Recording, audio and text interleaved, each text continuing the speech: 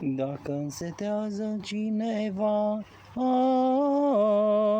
să vină la mine și să bea apa vie. Dacă însetează cineva, să vină la mine și să bea.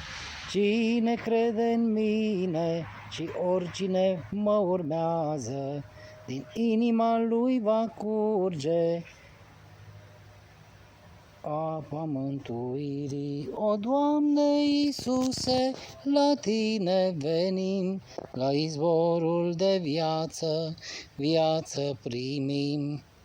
Odihnă și pace ne dai bucurii, doar în ceruri cu Tine, Iisuse, vom fi. Doar în ceruri cu Tine, Iisuse, vom fi.